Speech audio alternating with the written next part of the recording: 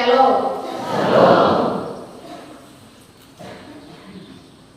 Banyak orang seringkali beranggapan bahwa tugas memberitakan kabar baik itu adalah tugas seorang ahli, orang yang ahli di bidangnya, seperti pendeta, majelis, atau orang-orang yang berlatar belakang pendidikan agama Kristen.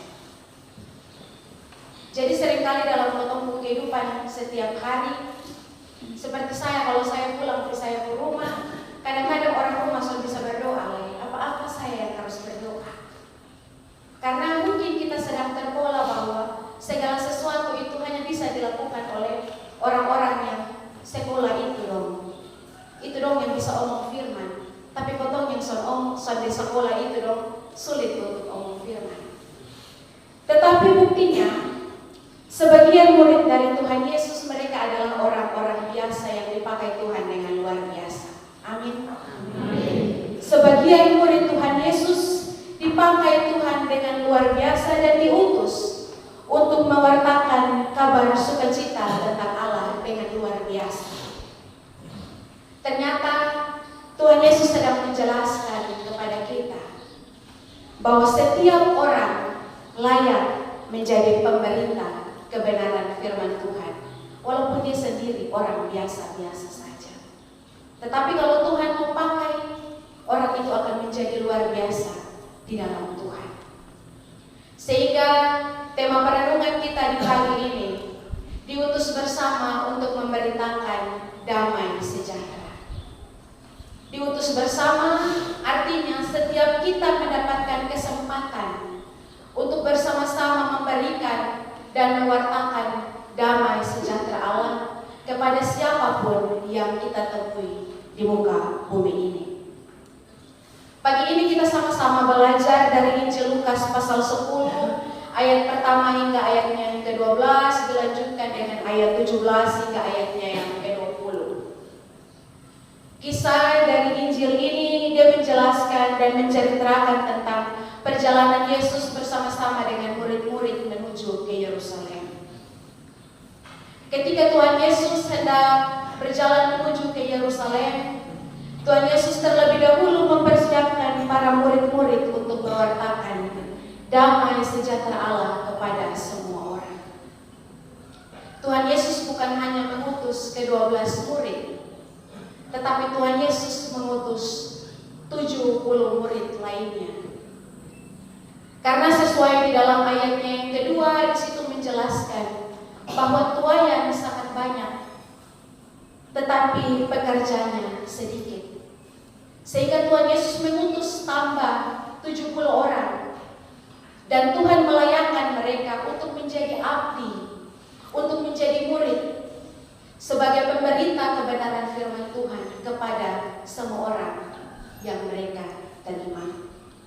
Bapak, Mama, saudara-saudari yang dikasihi Tuhan, sebenarnya Tuhan Yesus sanggup menjalankan tugas dan pelayanan itu seorang diri. Kita sendiri tahu bahwa Allah mampu melakukan segala sesuatu tanpa melibatkan manusia. Allah bisa mengerjakan segala sesuatu. Tetapi pertanyaannya bagi kita, kenapa Allah melibatkan manusia untuk melakukan dan menyampaikan berita sukacita itu kepada semua orang? Padahal Allah sendiri sanggup untuk mengerjakan tugas itu.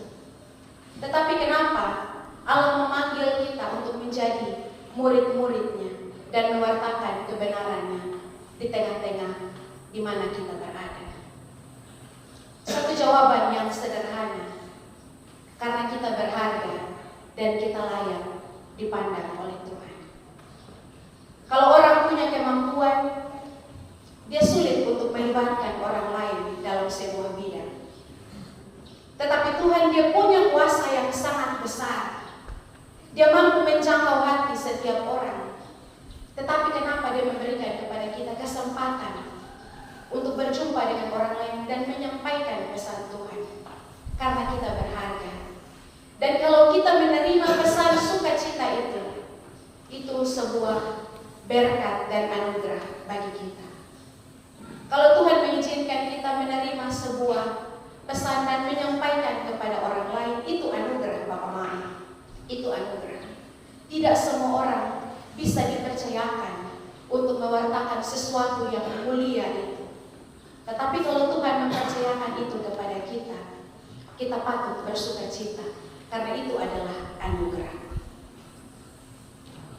Walaupun kita dipilih Allah, walaupun kita diutus Allah untuk menjadi murid-muridnya dalam menjalankan setiap tugas dan tanggung jawabnya dalam kehidupan setiap hari, bukan berarti pelayanan itu harus berjalan dengan enak-enak saja.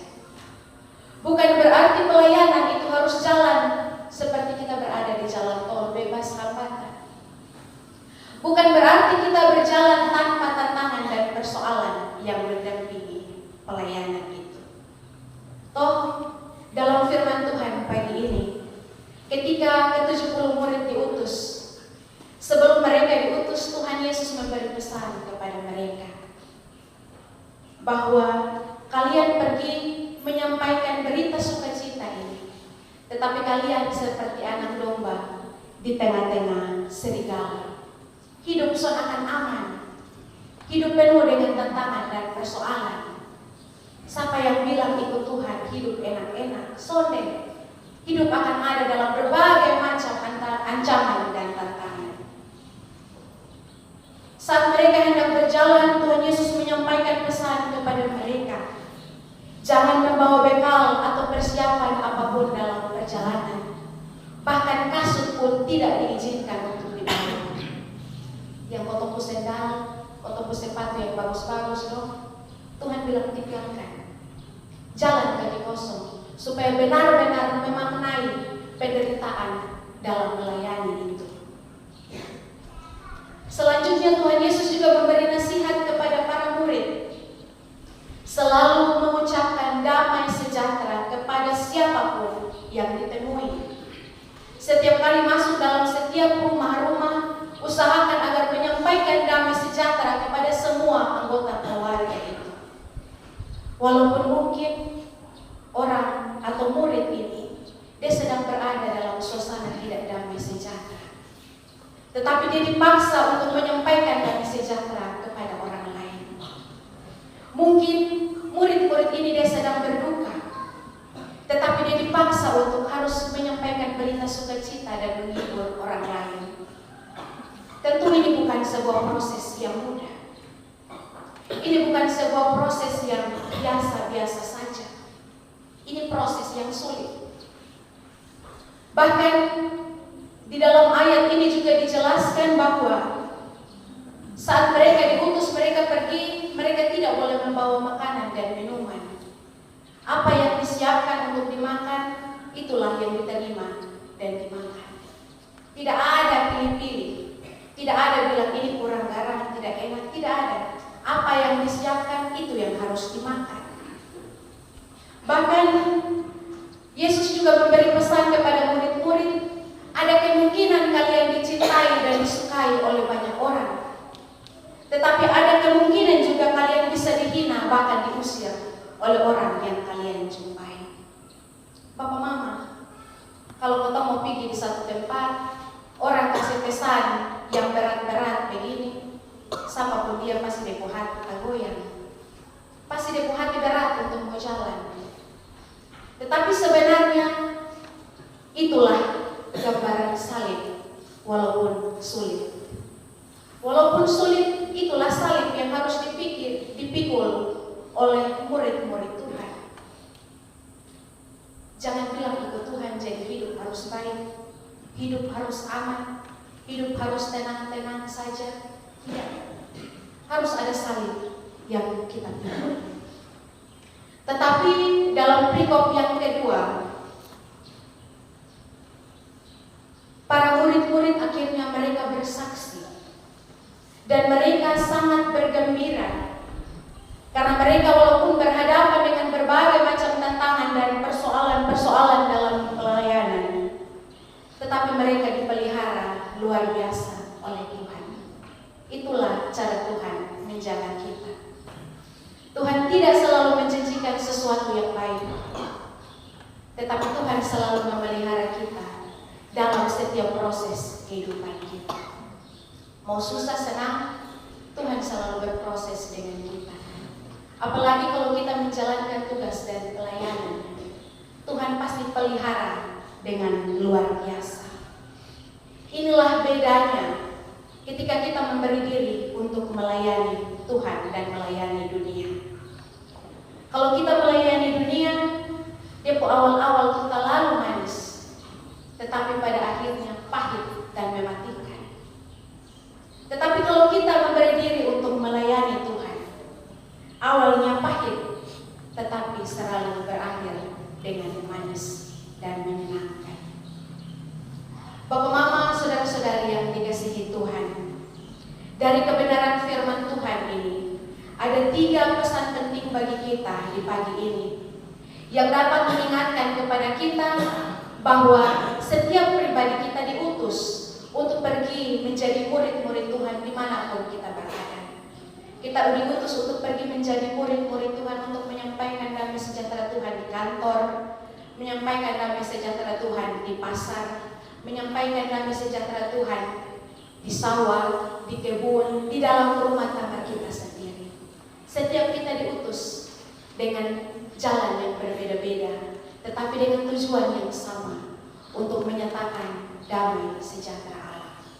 Sehingga sebelum kita pergi dan mewartakan damai sejahtera itu, kita perlu mengingat tugas dan pokok seorang murid pagi ini. Yang pertama, seorang murid dia harus bergantung penuh kepada Sang Tuhan.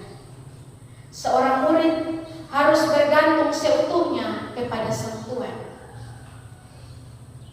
Ketika murid-murid diutus, mereka tidak diizinkan untuk membawa bekal atau membawa uang dan sejenisnya. Karena Tuhan Yesus sedang menekankan kepada mereka bahwa berita damai sejahtera yang disampaikan itu tidak boleh bergantung kepada apa yang mereka bawa, tetapi harus bergantung kepada apa yang menjadi utusan Tuhan. Karena kalau kita pikir secara logika, mereka pergi ke satu tempat yang tidak mereka tahu. Saat mereka berada di tempat itu, mereka membawa bekal, dan saat bekal itu hampir habis, pasti mereka merasa takut dan khawatir. Dan pada akhirnya pelayanan mereka berjalan dengan sia-sia. Sehingga Tuhan Yesus bilang, "Pergi jangan bawa apa, karena beta pasti pelihara di sana." Dan di saat kita pergi melayani Tuhan dengan tangan kosong, di situ kita benar-benar disadarkan bahwa harapan sepenuhnya hanya kepada Tuhan. Tapi kalau potong bawa uang, potong bawa makanan, potong bawa bekal, pasti potong berharap jaga-jaga supaya ini bekal jangan habis, ini uang jangan habis. Tetapi kalau kita pergi dengan tangan kosong, maka pasti kita hanya bergantung kepada Tuhan. Dan itulah yang Tuhan mau. Kalau mau menjadi murid Tuhan, berusaha untuk selalu bergantung penuh kepada Tuhan. Yang kedua, sebagai seorang murid, seseorang yang ditugaskan itu harus selalu fokus kepada apa kehendaknya Tuhan. Harus selalu fokus kepada apa kehendaknya Tuhan. Jikalau kita menerima sebuah tugas dan tanggung jawab, pasti yang harus selalu kita ingat dalam pikiran kita adalah apa pesan dari orang itu, supaya kita dapat menyelesaikan tugas itu dengan baik. Dan murid-murid, mereka menerima tugas yang diberikan dengan pesan-pesan yang disampaikan oleh Yesus. Mereka terus fokus dan mengikuti apa yang menjadi pesan-pesan itu. Mereka berfokus kepada Tuhan, dan pada akhirnya pekerjaan itu berjalan dengan baik dan nama Tuhan dipuji dan dipermuliakan. Bapak, Mama, saudara-saudari yang dikasihi Tuhan, banyak hal dalam kehidupan kita dapat mencuri perhatian kita daripada Tuhan. Seperti persoalan tantangan-tantangan dan pergumulan yang tidak pernah selesai, masalah-masalah, sakit penyakit, itu dapat mencuri perhatian kita kepada Tuhan. Tetapi kalau kita taruh seutuhnya fokus kita kepada Tuhan, mungkin kita sedang memiliki pergumulan yang sangat berat. Tetapi sebenarnya kita terus berjalan karena kita tahu fokus kita adalah Tuhan, bukan fokus kita adalah masalah yang sedang kita hadapi. Pesan yang ketiga dari kebenaran firman Tuhan ini, sebagai murid yang diutus oleh Tuhan, tugas kita adalah memuliakan Tuhan dalam pelayanan. Tugas kita adalah memuliakan Tuhan di dalam pelayanan. Keberhasilan tugas pengutus-pengutus Tuhan atau murid-murid Tuhan ini dapat berjalan dengan baik karena mereka bukan tunduk kepada kehendak mereka sendiri, tetapi karena mereka tunduk kepada kuasa Tuhan. Sehingga di dalam perikop yang kedua di situ kita menemukan bahwa mereka bersaksi bahwa setan-setan pun tunduk atas apa yang disampaikan oleh mereka. Setan-setan tunduk di bawah kuasa Tuhan. Sehingga Tuhanlah yang layak dipuji dan dipermuliakan. Kalau Tuhan yang utus, Tuhan sangat mungkin kasih tinggal kita berjalan sendiri. Tuhan akan selalu berjalan bersama-sama dengan kita. Ada kisah tentang seorang martir yang bernama Polikarpus dari Smyrna. Martir ini adalah seorang penginjil yang luar biasa. Dia menjadi seorang penginjil di kota Roma.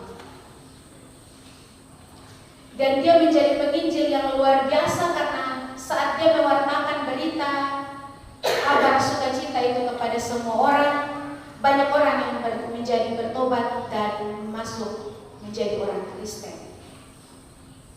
Tetapi ketika orang-orang Romawi melihat bahwa banyak orang yang sudah memilih menjadi orang Kristen, mereka mulai gencar untuk menangkap orang Kristen dan membunuh.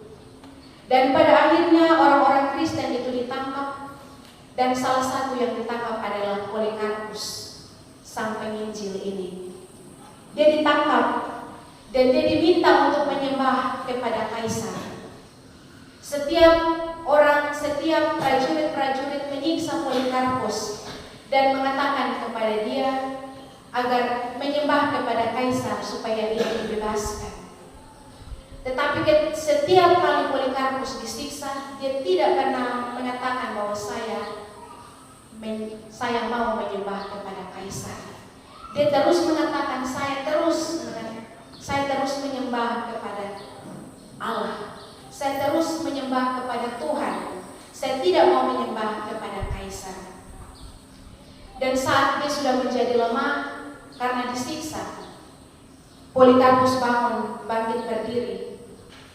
Dan saat itu juga dia mengatakan, selama 86 tahun aku mengabdi kepada Kristus, tetapi Kristus tidak pernah menyakitiku. Bagaimana mungkin aku dapat mencaci dia dan meninggalkan dia yang menyelamatkan aku? Sebuah pesan yang sederhana, tetapi itu yang disampaikan oleh Polikarpus. Polikarpus menjelaskan bahwa sepanjang dia melayani Tuhan, dia tidak pernah menemukan sedetik pun Tuhan meninggalkan dan menyakiti dia. Sehingga itu tidak menjadi alasan bagi dia untuk meninggalkan Tuhan. Setelah Polikarpus menyampaikan berita itu kepada orang banyak, para prajurit menjadi marah. Mereka mengikat dia kepada sebuah tiang dan mereka membakar Polikarpus hidup-hidup. Saat Polikarpus dibakar, aroma yang keluar dari mayat Polikarpus itu adalah aroma kemenyan dan rempah-rempah yang mahal. Dalam kematiannya, dia memuliakan Tuhan dan dia menjadi persembahan yang hidup bagi Tuhan. Ketika orang banyak mencium aroma kemenyan dan rempah-rempah yang mahal itu, mereka benar-benar mengakui bahwa dia benar-benar murid Tuhan yang diutus oleh Tuhan. Dan banyak orang memberi diri untuk masuk ke dalam agama Kristen. Bapak Mama, saudara-saudari yang dikasihi Tuhan, sebagai orang-orang yang diutus Tuhan dalam hidup setiap hari, tugas kita adalah menyatakan firman Tuhan, menyatakan damai sejahtera Tuhan melalui tindakan hidup kita setiap hari.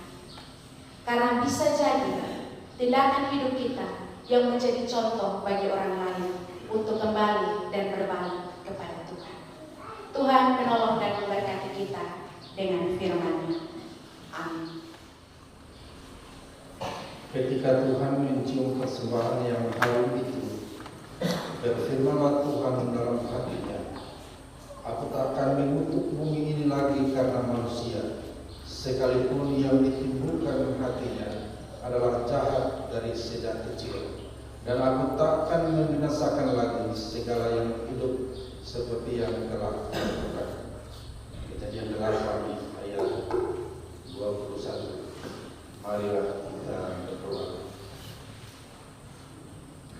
Tuhan Allah Bapa kami dalam surga, Bapa yang Maha Mulia dan Maha Kasih, kami mengucap syukur dan berterima kasih kepada Tuhan.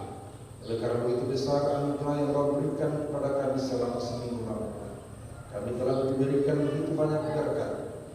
Untuk itu, pada kesempatan pagi hari ini, kami masing-masing telah membawa sebagian kecil dari berkat yang sudah kami terima. Kami mohon kiranya Bapa memberkati berkat-Mu ini, persembahan ini, agar boleh berguna bagi pekerjaan pelayanan bagi atas dunia ini. Terlebih terutama untuk pekerjaan pelayanan di jemaat Arwasku berbakti. Inilah doa dan harapan kami. Di dalam nama Tuhan Yesus Kristus kami berdoa. Amin.